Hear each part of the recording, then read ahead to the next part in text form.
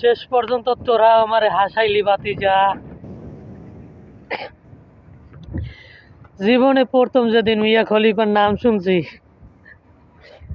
তখন মনে হয়েছিল সে জানি কত বড় মাপের আউলিয়া।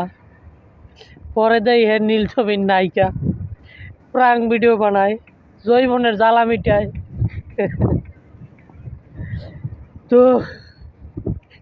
এই নিউজের টাইটেলটা দেখা আমার প্রথমে মনে হয়েছিল যে ফিলিস্তিনের গাজা শহরের বৈধতা দেওয়ার জন্য মেক্সিকোতে বিক্ষোভ করতে আছে।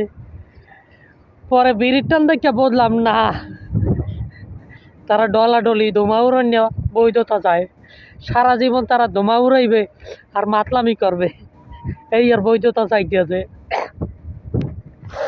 তো একটা বিষয় চিন্তা করে দেখলাম যে এই বৈধতা বাংলাদেশে দেওয়া উচিত, কারণ বাংলাদেশে 18 কোটি জনতার ভিতরে 10 কোটি গাঁজাখোর।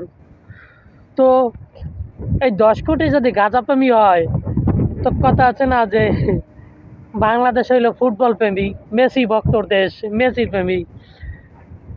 তো এই যে 10 কোটি মানুষ যদি গাঁজাপ্রেমী হয় আর মিয়া খলিফা যদি জৈবনের জ্বালা মিটায়, তাহলে এই 10 কোটি জনতাও কিন্তু গাঁজা দিয়ে জৈবনের জ্বালা মিটায়। তাহলে কীভাবে 10 কোটি মানুষ গাঁজাপ্রেমী হইতে পারে? আমি এই কারণেই গাঁজার বৈধতা চাই, 10 কোটি গাঁজাপ্রেমীর ভক্ত হইয়া সাপোর্টার।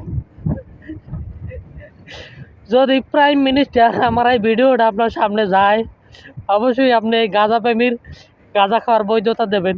আমি সাপোর্ট করলাম, আমি গাঁজাপ্রেমীর ভক্ত।